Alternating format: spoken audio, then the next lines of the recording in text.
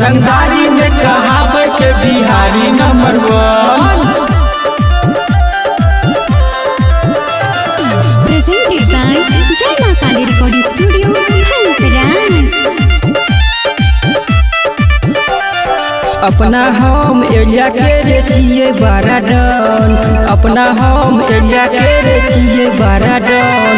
रंगदारी में कहावत है बिहारी नंबर 1। रंगदारी में कहावत है बिहारी नंबर 1। अपना हम एरिया के रे छिए बारा डन, अपना हम एरिया के रे छिए बारा डन। रंगदारी में कहावत है बिहारी नंबर 1। रंगदारी में कहावत है बिहारी नंबर 1।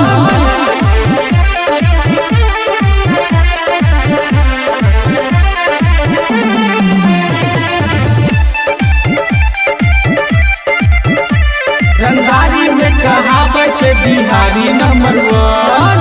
मरबो के छौड़ा तोरा घरे में घुस के, डर ने है छै हमरा थाना पुलिस के। बुझली रे बेटा सुन ले। मरबो जे छौड़ा तोरा घरे में घुस के, डर ने है छै हमरा थाना पुलिस के। चाचा के पहुँचे रे बहुत दूर के, संगे पुलिस में झंझारपुर के, संगे पुलिस में झंझारपुर के।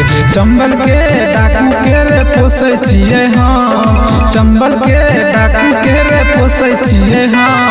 रंगदारी में कहावत है बिहारी नंबर 1। रंगदारी में कहावत है बिहारी नंबर 1।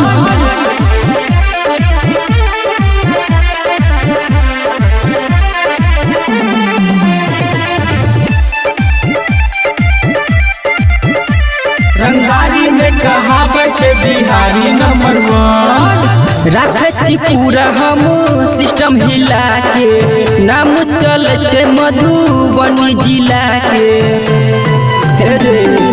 राखी पूरा हम सिस्टम हिला के, नाम चल छे मधुबनी जिला के।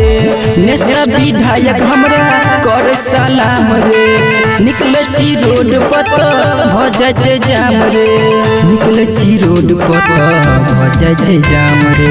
अमित के अमरजी कहे सीएम करे फोन, अमित के अमरजी कहे सीएम करे फोन। रंगदारी में कहावत है बिहारी नंबर 1।